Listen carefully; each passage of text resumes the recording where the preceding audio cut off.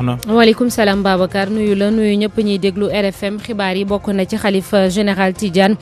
joxe xalaatam ci mbirum muuraay ga ñu tere fële ci institution Sainte Jeanne d'Arc Serigne Mbaye Sy Mansour jàpp ni nag ku nekk da ngaa war a respecté sa morom li mu gëm waaye tamit wàccoo ak li doxal réew mi jamono jile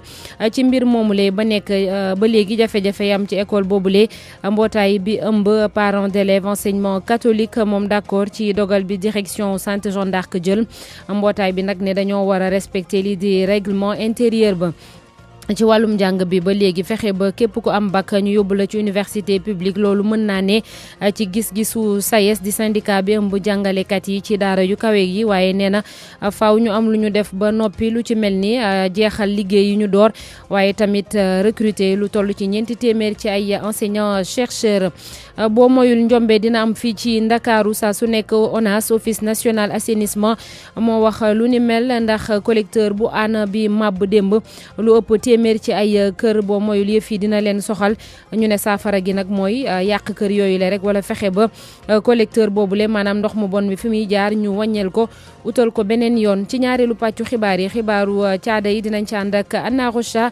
tàggat yaram Youssouf Bodian li ci yéene kay Yàlla Jasan Gueye moo ñu koy yëral Abdoulaye Diop moo fari ci technique bi. nuyuwaat leen mbokk yi xalif général Tidiane joxe xalaatam ci muuraay ga ñu tere fële ci institution Sainte Jeanne d'Arc Serigne Mbaye Sy Mansour ne nag ku nekk dafa war a respecter gëm-gëmu moroomam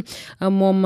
kilifa diine bi ne nag li doxal réew mi ci wàllum valeur faaw ñu wàccoo ko moom Serigne Mbaye Sy Mansour nekkoon fii ci Médina Ndakaaru di wax gouvernement bu Sénégal ak assemblée nationale ñu jóg ci mbir moomule leeral yeeg El Hadj Ndate Diop. tere gañu tere muuraay ci institution Sainte Jeanne d'Arc di daara jooju metti lool xalif général des Tidiane fii ci ndakaaru fi mu yëkkatee ay kàddu Serigne Mbaye Sy Mansour meex ba futtu jëmle ci ñi nga xam ni ñoom ñoo di kilifa yi ngànk réew mi muy xamle ni école yooyu nga xam ni dañuy teg lu ni mel dañ leen a war a tëcc ci weneen wàll xalif général des Tidiane di xamle ni institution Sainte Jeanne d'Arc amul benn ku worma di respect jëmle ci Sénégal ngir moytandiku lu ni mel moom xalif général des Tidiane di sàkku ci kilifa yi ñu jël seeni ko responsabilité ndax nee na liy raam ci ñag bi la jëm muy fàttali la nga xam ni moom moo amoon ca pharmacie Guigon ak nëpp-nëppal gañ ca def mu ni loolu yépp lii di askan wi ñoo ngi ciy teg seeni gët te bu ñu moytuwul fa muy mujj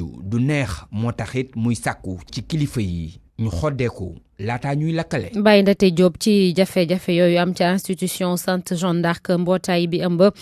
parents d'élèves yu enseignement catholique ñoom nag ñu ne ànd nañu ak direction bu école bi UNACPES gis ni règlement intérieur bi maanaam liy doxal école bi ci boppam dañ ko war a respecté te bépp parent d'élève bu fa yóbbu doomam siife nga ko ba noppi Oumar Mbow moo ñu yëral seenu bataaxal.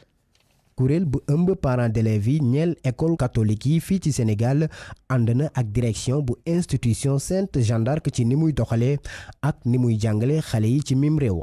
ñi bokk ci bile kuréel di woo bépp acteur bi nga xam ni mbir mi yittewoo na la ngir nga mën a xaajale ak tey ci li nga xam ne xale yi réew mi ñoo ko bokk te itam ci liy xaajale réew mi waa UNAPEX jàpp ne nit bu nangoo jël doomam bind ko ci benn école moo xam public la wala privé waajur boobu dafa war a méngoo ci ni école bi di doxee bi ñu sukkandikoo ci ñoom nit buy dem di dugg armée police prytanée militaire ngir jàng alxuraan wala sax ngir dugg ci benn école douane dangay méngoo ci li ñu bëgg. Henri Benoît Diédhiou njiitu bile association foog ne ab groupe nit warul te mënul forcer bëgg-bëggam te du dippo ak bëgg-bëgg école bi ci tënk waa UNAPEX jàpp ne kenn warul def li nga bëgg ci ab kër boo xam ne moomuloo ko. ñu wax ci jàng mu kawe mi ak dogal bi gouvernement bu Sénégal jël muy képp ku am bac léegi dañ lay yóbbu ca université publique syndicat autonome enseignement supérieur joxe ci xalaatam mbootaay bi gis ni loolu lu mën a nekk la waaye nag faaw état bi am lu mu def bala boobule lu ci mel ni jeexal bépp liggéey bu ñu door muy ay tabax recruter tamit 400 ci ay enseignants chercheurs waaye yokk koppar gi ñuy dimbale université publique yooyu le Abdoulaye Diop. syndicat autonome jàngalekatu daara yu kawe yi daal dinañ génn ci seenu pataaral ginnaaw ndogalub jëwriñ bi ñu dénk njàng mu kawe mi daal di yóbbu bépp nouveau bachelier ci université publique yi ci ab bataaxal SAES jàpp ni gouvernement bi daal di kat ci tànneefam bu nga xamante ni ànduñu ci woon mu defoon ko 2013 yóbbu bépp bachelier ci université publique yi waaye syndicat bi jàpp ni ministère bi daal dina nangu ñàkk bëri waaye tamit lu ñu livré wul ay jumtuwaay yi nga xamante ni ba ñu ko dooree li ay at mi ngi nii ci loolee nag SAES bi fàttali ni moom bokk na ci international éducation daal di teg yenn ci ay conditions bokk na ci ñu daal di jeexal waaye tamit livré laata université bi di tijjiwaat ba bâtiment équipé ci campus yëpp waaye tamit ubbi ci nu mu gën a gaawee 400 postu jàngalekat chercheur waaye tamit mën a jël ay jàngalekat yu am solo ngir mën a agsi fii ak 2021-2022 ci téeméer boo jël juróom-ñaar fukki jàngalekat waaye ñu fay itamit bépp koppar yu ñu yoral vacataires yi gunge daara yu kawe yi ci seen doxalin yokku bu am doole itamit fii ak 2020 dotation di koppar bu nguur gi di jox université publique yi ngir mën a jote li ñuy tuddee budget de vérité mën a couvrir bépp dépense jëm ci wàllum njàng meek njàngale mi seet gi ak lii di personnel gi SAES daal di daaneel raxas loxoom ba mu set ci bépp gàllankoor bu nga xamante ni li ni mel mën na ko indi su fekkee rek ay santaaneem jëfee wuñu ko mu jàpp ni loolee ci gouvernement bi la ñu koy wékk. pour man RFM mooy rajo bi gën a jege askan wi. RFM rajo bi jaamu seen soxla. xibaar yi ci RFM juróom-ñaari simili moo bootu ci 8h démb nag xaw tuut njombe am ci Ndakaaru ndax benn pàcc ci collecteur bu bu Hann plutôt muy fa ndox yu bon yi di jaar moom moo daal di màbb loolee nag tax ba askan wa fa nekk ci ab njaxare ak autorité municipale yi daanaka lu toll ci 200 ci ay kër ñoom ñoo fa féete te boo moyul kon dinañ am ay jafe-jafe directeur général bu ONAS office national de l'assainissement du Sénégal ne nañ ci jël ay matukaay ci ni mu gën a gaawee laata muy gën a doy waar Seydou Nourou Ba. musiba mënoon na am waaye Yàlla ko dogalul collecteur bu Hann Fann màbb la def ñi fa dëkkee tiit lool tuyau la boo xam ne ndox bu salte bi ci ay quartier yu bëri ci Ndakaaru fa lay jaar mu doon loo xam ne tey jii lay risque la catastrophe la Ababacar Sadiq Seck moom mooy maire HLM. damay wax toujours ma ne xale bu tëdd ci salon di nelaw affaire bi pété juróomi xale même bu amoon 1m50 2m xale bi du mesurer 2m bu duggee ci biir à 2h du matin ndox bu salte moo fa nekk dëgg bi mooy il faut que ku ci nekk jël sa part de responsabilité ñi nga xam ne ñoo tabax ci canal bi nañ leen wone leen yéen a ci tabax nit ki nag ñaar moo mun a da nga ko naan lii am na jug fi su bañee jug nag état mooy jël responsabilité. tuyau bi lee daanaka pël na juróom fukki at te sax la ci gën a garaaw mooy li muy dégager gaz SHS la mën naa rey ndànk-ndànk li nag tax mu gën a garaaw mooy ay kër ñoo si jaar ba sax jumaa ji ca HLM waaye tam benn bâtiment bu nekk ca service odontologie bu université bu Ndakaaru Lansana Gagny Sakho jiite ONAS. kër warul tegu ci kawam parce que gaz boobu buy génn mën na rey nit te doo ko sax yëg te tuyau bi kër teg nañ ko ci kawam jàkk ji suñu ginnaaw teg nañ ko ci kawam. toj lu jege 200 kër yoo xam ne dañ leen tabax ci kaw tuyau bile Liberté 6 HLM Waagu Ñay parcours sportif ak HLM wala ñu dévier tuyau bi te loolee ndaw milliards yu bëri. foog ñu toj leen sécuriser ko 200 kër foog ñu sécuriser collecteur bi loolu foog mu am leneen li mën a am mooy ñu dévier collecteur bi awale ko feneen yóbbu ko fi mu war a dem ñaari décision yi mais lii mënul xaar du loo xamee ne mën na xaar. li na gën a jàmp jamono jile mooy toj kër gi nga xam ne moom moo samp ci fa tuyau bi màbbee te sax ñi fa nekkoon ñëpp génnee nañu leen fa waa ONAS ak kilifa yi maire be commissaire ba ñu ngi ciy waxtaan. jërëjëf Seydou Nourou Ba Pikine ginnaaw raay foofee ñaari fan yi weesu taw yu métti am ci Ndakaaru tax na ba ay téeméeri kër wala boog téeméer ak lu topp ñoom ñoo fees dell ak ndox jamono jile kilifa yi ngànk maire yi foofee dem nañu wuti ay équipe ngir ñu ñëw manque ndox yi nekk foofule waaye jafe-jafe bi mooy askan wa ñu ne dañoo lànk ne duñu fay 400 jàpp juróom-benni téeméer kër gu nekk ngir ñu dindi ndox moomule reportage Nongoka. mu doon nag kër gu kenn mënatul a xàmme ndax ndoxum taw mi fiy jaaba jonge njaboot gi fi ne nag seen bopp daal di ubbu daal di ñuy dalal ci biir. benn ku bâtiment bi fi nekk ci la njaboot gi daal di dajaloo boole kook seeni bagage waaye néeg bu ci nekkit ndoxum taw mi daanaka da koo faf nangu.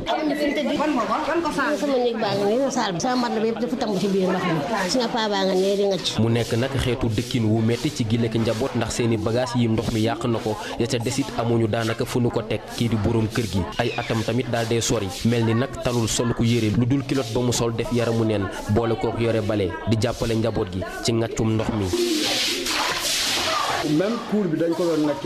moto pompe rek moo ko mën a. ndoxum taw meek mënd gi mu def ci seenu ko biir kër tax ba yaayu xale yi ne ci njàqare moom soxna si ni jafe-jafe yi foo ko takk rek weesu na ko.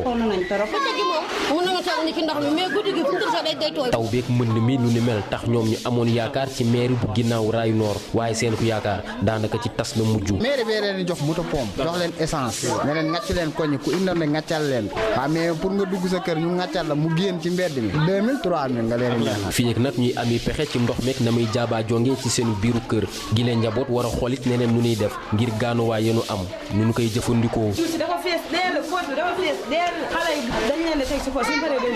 Ndongo Ka ginnaaw raay noor RFM. altine ci guddi dégg nañ dënn yu metti yi ànd ak taw bi fii ci Ndakaaru ca Tivaouane Peulh moom faat na ñaari nit kenn ki mi ngi bàyyeekoo ca Guinée doon liggéey ci benn tool ni ki ab saisonnier keneen ka ca des benn tuut tànk la toll ci juróom-ñetti at képp dañoo faatu ca Sasia yëf yi mi ngi xewee foofu kon Tivaouane Peulh nekk ca département bu Rufisque leeral yi ak suñu ndaw la ñu fa teewal di Abdou Diouf Diagne. ji mu ngi amee ci benn tool bu nekk ci quartier bi ñu duppee Jambugu te nekk ci commune bu Tivaouane Peulh Mamadou Diallo fekk baax ci Guinée moom ak ñaar ñu mu bokkal dañ doon liggéey comme surga ci tool boobu mu toll ci ñaar fukki at ak ñett moom mi ak dënu moo dal ci kawam Waly Diouf nekk ki nga xam ne moom moo jiite tool boobu di ñu xamal naka la mbir yi demee. taw dëmm bi xam nga dafa xawoon am doole fi diwaan ko yàlla dafa dogal dafa génnoon na la dem bi muy dugg si nag ànd ak ñaari frère am ñu daw dugg nii moom mu daw continuer ci biir cour bi foofu la ko affaire bi dale daal mu daanu ku si nekkoon ñëpp daw seeti ko ne affaire bi moo ko laal lakk yaram yi mu daanu lañ ko jël woo gendarmerie woo gendarme yi ñëw dañ fa yóbbu ko hôpital. Waly Diouf moom sax di xam ne ni jaaxle loolu la def ndax xaarut woon benn yoon dëkk bu mel ne Tivaouane Peulh ñu naan ak dënu daal dina fiy daanu te mu nekk ci biir région bu Dakar. man kay bi ma ko déggee jaaxal na ma trop parce que jàppoon naa ne fii moom Dakar fii moom loolu waru fee mën a am mais démb bi ma ko déggee moom def maa jaaxal fii Dakar ñu toll nii ñooy di fi am moom man jaaxal na ma trop bu njëkk daal ci àll bi rek laa ko doon dégg ci village. beneen xalel bi nga xam ne ñàkk na bakkanam mu ngi toll si lu mat juróom-ñetti at te dëkk ci quartier bii di Baye Fall Niang ngir nag gën a mën a nekk ci kaaraange askan woowu di sàkku ñu def ci gox boobee lu ñu duppee ay paratonnerre RFM Rufisque Abdou Diouf Diagne. ba léegi lu ni mel moom moo faat kenn ko doon liggéey ca transport Amar nekk benn bànqaas bu bokk ci groupe NMA Sanders ci yoonu Yaraax la xewee moom mi faatu nag Fodé Diallo la doon wuyoo tolloon ci ñeent fukki at ak juróom amoon ñaari soxna ak juróom ñaari bant ginnaaw accident boobu li am ci guddik altine ñenn ñiy liggéey ci société NMA Sanders daal di dénk ay kàddu RFM ne ñoom nag li ñuy ñaawlu mooy ñàkkum paratonnerre ci foofee ñu liggéey ngir mën kon lu ni mel bañ fa am leneen ci xibaar lu toll ci fukk ak juróom-ñeent ci ay tonu ceeb boo xam ne mu ne su ko jëfandikoo moom la ñu jàpp ca Ndangalma ca région bu Diourbel benn waay bu toll ci ñeent fukki at ak lu topp moom moo doon jéem a jël marchandise boobule di ko dugal ci ay saak yu bees ngir jaay ko askan wi ceeb boobule nag dañ koo dindi woon ginnaaw benn déchargement navire maanaam ceeb boo xamante ne dañ koo bale ci bato ya baaxatul gendarmerie bu Bambey mi ko teg loxo dina ko yóbbu ci procureur bi tey jile moom ci guddi gi daanaka la doon jéem a jël marchandise boobule di ko jaay. fileek semaine bi di ñëw nag comité bi nga xam ne moom lañ fi taxawal ngir ñu jàppale oustaz Taïb Socé mu génn ca kaso bi ñu ne dinañ mottali 22 millions yi des ngir mu génn foofule ci jamono ji ñu gis ni lu ëpp juróom-ñett ci ay millions maanaam 78 millions jot nañ ko collecté ci téeméer yi ñu bëgg na benn plainte tamit bu ñu ne dinañ ko annoncé mu jëm ci ki nga xamante ni moom moo waral lépp moom moo jaay or bi te daw boobu ba léegi kenn mënu koo teg yaay gët Mamadou Oumar Ba ñu egseeg moom ci kanam tuuti kon muy wax ci mbirum oustaz Taïb Socé ak li nga xam ne moom lañ door muy téléthon ut xaalis ngir fexe ba mu génn ci kaso bu Rëbës bi mu nekk ñu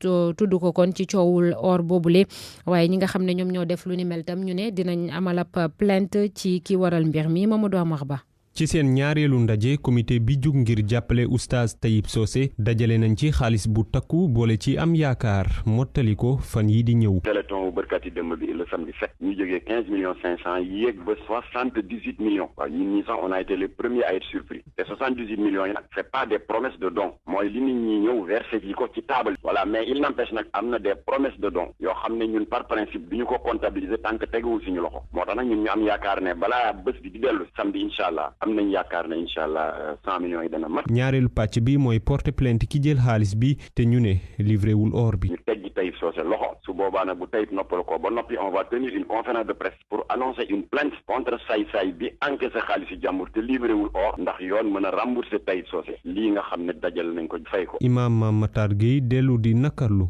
cong yu mu gis ci réseaux sociaux yi ci affaire oustaz Tayib Socé bi. dossier judiciaire boo ci xamul lu bari da nga ciy maanu ndax yéen ñëpp ko seetlu ci réseaux sociaux yi da ngay gis ñu jóg di def de véritable réquisitoire mel ni procureur ci dossier boo xam ne xamoo ci dara ndax ak dafa gaaw te bëgg a buzz ki commentaire jarul ngay indil sa bopp bàkkaar boo xam ne jarul. Tayib Socé encore une fois du jaaykatu or da doon dox diggante kuy jënd or ak kuy jaay or. oustaz Tayib Socé ñu ngi ko teg loxo fukk ak juróomi fan ci weeru juillet waaye booba léegi ñu bëri ñu mel ni Iran Ndaw ak oustaz Alioune Sall ñoo ngi defi pexe ngir mu génn ci kaso bi. tey jëlee ci ngoon directeur général bu IPRES dina amal ab conférence de presse muy kër gi ñu dénk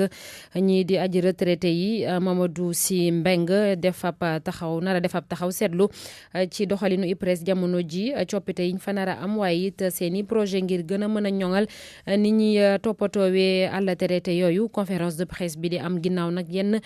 ci retraité yooyu noonu génn di bëgg ñu amal assemblée générale te Mamadou Sy Mbengue jóge ci boppu kër boobule conférence de presse bi tey ji lay doon 8h jot na ba teg fukki simili ak juróom ñaar.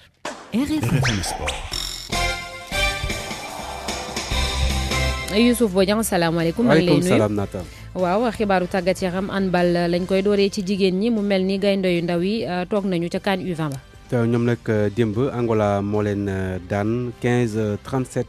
ba tax na kon Sénégal am ñaareelu defetam bi ko éliminé ci compétition boobu ñu doon yootu ñoom demi-finale yi foofu ca Niger ndax bébét bi mooy fexe kon ba jeexal ci podium bi ngir qualifié ci coupe du monde junior bi waaye kon muñul antu Sénégal toog na kon ci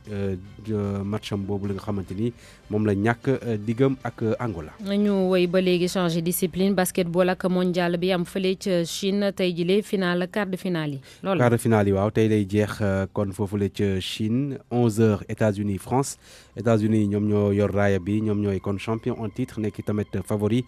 ci compétition bi France moom ci coupe du monde bi passé moo jëloon ñetteelu place bi ñoom kon match bu am solo la ñuy xaarandi bu 11h jotee 13h Australie nekkoon ci groupe bu Sénégal mooy daje ak République tchèque di ay équipe yoo xamante ni kon su ku am ndam mooy daje ak Espagne ci demi-finale yi. ñu gagné diggante États-Unis ak France moom Argentine lay dajal ñaari sélection yooyu de démb la ñu qualifié ci quart de finale yi ci teewaayu Soda Thiam. Guangzhou moo di capitalu province bu ñu naan Guangdong bi nga xamante ni jàpp nañ ni wàllum koom gi fii la ëppee loolu nag moom moo tax ñu fiy gis ay nationalité yu bëri ñoo xamante ni dañuy ñëw. Argentine nekk na équipe bi njëkk a qualifié jëm ci demi-finale yi ñoom argentin yi nag dañoo daal di créer surprise gannaaw ba ñu génnee Serbie mi nga xamante ni ñu bëri dañu jàppoon ni moom mooy favorite bi ci biir jongante bi gis nañ ci benn équipe bu Argentine bu taxaw ànd ak it ay joueurs yoo xamante ni dañoo amoon adresse tey ji ku ci mel ni Facundo Campasso mi nga xamante ni dugal na fukki poñ ak juróom-ñett ak kii di Luis Scola mi nga xamante ni ñaar fukki poñ la dugal argentin yi nag dañoo teel a yéeg ci kaw Serbie yi ñoom ñooñu nga xamante ni nag tey jii seen loxo yi taxu ko woon a jug noonu même bu fekkee sax am na ci yenn ci ay joueurs yoo xamante ni def nañ seen kem kattan waaye nag dañoo jàkkaarloo nag benn équipe bu Argentine bu nga xamante ni lu jëm ci wàllum panier primé dañ cee taxawoon bu baax maanaam panier ñetti poñ yi te moo ni de ñi nga xamante ni ñoom ñoo di waa Serbie amoon nañu opportunité dab ñii di Argentin yi waaye nag ñàkk précision moom moo tax ñu daal di ñàkk googule match ci noonu nag moom Argentine dafay daal di gagné ak fukki poñ gu dox seen diggante 97 ci 87 la leen daal di daan Argentine nag dina daal di dajeeka ci demi-finale yi kan nar a gagné ci jongante gi war a dox ci diggante États-Unis ak France gi ñuy amal niki àllarba gi. beneen quart de finale gi ñu doon amal niki talaata ji Espagne moom moo ko daal di gagné ak fukki poñ ak ñaar yoo xam ne moom la rawee Pologne mi mu doon dalal 90 ci 78. espagnol yi nag dañoo teel a yéeg ñoom it ci kaw polonais yi joueur Espagne yëpp dañoo àndoon ak xadar niki tey ji te moo ni de ñii di polonais yi def nañ seen kéem kattan ngir dab leen. waaye nag Espagne daf leen a wan kan la doon ci noonee nag lay daal di jàllee ci demi-finale yi nar a dajeeka ka nar a gagné ci jogante bi war a dox diggante Australie ak République tchèque mu ne woon Sode Thiam fii ci Dongouane ngir Radio Futur Média. alors Youssouf dañuy dem ci football wala. waaw football bi la ñuy waxtaanee léegi Nata ak lii di qualification yi ci euro bi nga xamante ni moo war a am ci atum 2020. jàppale ni kon ni ki démb ñii di waa Angleterre daan yu métti sax Kosovo 5-3 ñoom moom la Angleterre gagné kon kii di Sterling dugal but daal di joxe ñaari passe décisive ñii di kii di Harry Kane moom it dugal na ci match boobu leen Antoine Griezmann raté penalty ci France mi nga xamante ni moo daan équipe bii di Andorre 3-0 Coman Langley ak Ben Yedder ñoo dugal seeni but Lituanie Portugal kon ñi di waa Portugal ñoo daan 5-1 Cristiano Ronaldo dugal ci lu toll ci ñeenti but ñu waxtaanee match xaritoo yi nga xamante ni amoon na démb ci kon réew Afrique bokk ci ku mel ni Maroc moo daan Niger 1-0